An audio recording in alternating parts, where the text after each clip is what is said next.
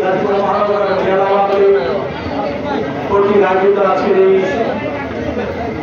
সভার সংগ্রামী সভাপতি, গাজীপুর জেলা আওয়ামী লীগের বিপ্লবী সভাপতি, আমাদের অভিভাবক, আমাদের সরকারের ১ নম্বর মন্ত্রী, বারবার নির্বাচিত সকল মন্ত্রী, প্রিয় নেতা আলহাজ অ্যাডভোকেট আব্দুল মোজাম্মেল হক, আমাদের মাঝে উপস্থিত আছেন আমাদের সকল সদস্য নেতৃবৃন্দ, উপস্থিত আওয়ামী লীগ মহানগর এবং জেলা আওয়ামী লীগের সম্মানিত নেতৃবর্গ এবং বিভিন্ন ওয়ার্ডের, থানার এবং মহানগর সরকারি সংগঠনের নেতা কর্মী ভাই বোনেরা, সকলকে আমার পক্ষ থেকে সালাম জানাচ্ছি। আসসালামু আলাইকুম।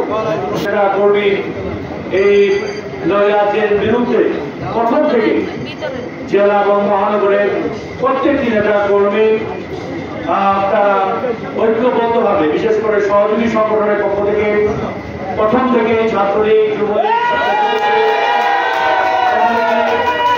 মহিলা লীগ, যুব মহিলা লীগ, জাতি লীগ, মৎস্যজীবী লীগ, তারা একসাথে কাজ করেছেন আওয়ামী লীগের নির্দেশনায় এবং তাদের নেতৃত্বে, এবং সেই প্রথম থেকে এবং গত শুক্রবার শনিবারের পর থেকে যেভাবে এই পরিস্থিতি যেভাবে খালি মাঠে যেভাবে নৈরাজ্য তৈরি করেছিল, কারফিউ জারি করার কারণে আমাদের সবাই কারণে আমাদের নেতা কর্মী সেদিন ঘরে কারফিউকে মান্য করে ঘরে গিয়েছিল।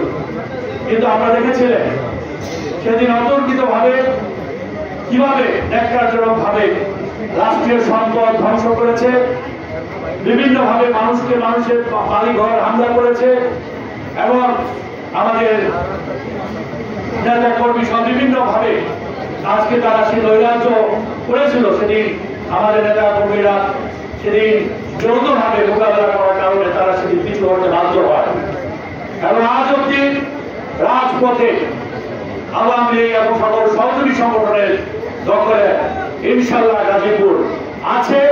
ইনশাল্লাহ ভবিষ্যতেও গাজীপুর আমাদের সকল নেতা কর্মীদের তত্ত্বাবধানে থাকবে। আমি কথা বেশি না বলে যেহেতু 5টা পর্যন্ত আছে, কারফিউ সময় শেষ হবে, আমাদের প্রিয়তা বক্তব্য রাখবেন। তিনি ঢাকায় বসে বিভিন্ন ভাবে সকল স্তরে সকল পেশাজীবীদের সাথে দিনের পর দিন সারাদিন যেভাবে তিনি বৈঠক করছেন, যেভাবে এই সন্ত্রাস নৈরাজ্যের বিরুদ্ধে ঐক্যবদ্ধ হওয়ার আহ্বান জানাচ্ছেন এবং তারই অংশ হিসাবে আজকে গাজীপুরে তিনি এসেছেন। আমরা এই জন্য ওনাকে আমরা আন্তরিকভাবে কৃতজ্ঞতা জানাচ্ছি, ধন্যবাদ জানাচ্ছি। ইনশাআল্লাহ আমরা আমাদের নেতা কর্মীরা সজাগ আছেন, চেষ্টা করছেন। ইনশাআল্লাহ যে কোনো ষড়যন্ত্র আজকে আমাদের ছাত্রদের সেই আন্দোলনের পেছনে থেকে সেই বিএনপি জামাত নৈরাজ্য সৃষ্টি করবে আর গাজীপুর মানুষ, গাজীপুর নেতা কর্মীরা বসে থাকবে। এরকম বুকার রাজ্যে যারা বাস করেন তারা, আমি মনে করি তারা বুকার রাজ্যেই থাকেন। ইনশাআল্লাহ আমাদের নেতা কর্মীরা যতদিন আছেন, যত রকম ষড়যন্ত্র হোক, সকল ষড়যন্ত্র মোকাবেলা করতে আমরা ইনশাআল্লাহ প্রস্তুত রয়েছি। আমি আর কথা না বাড়িয়ে সেই প্রথম দিন থেকে আপনারা যেভাবে কষ্ট করছেন, যেভাবে শত শত আমরা আমাদের মৃত্যু ভয়কে উপেক্ষা করে এই ষড়যন্ত্রের বিরুদ্ধে ঐক্যবদ্ধ হয়েছেন, আমি এর জন্য ধন্যবাদ জানাচ্ছি।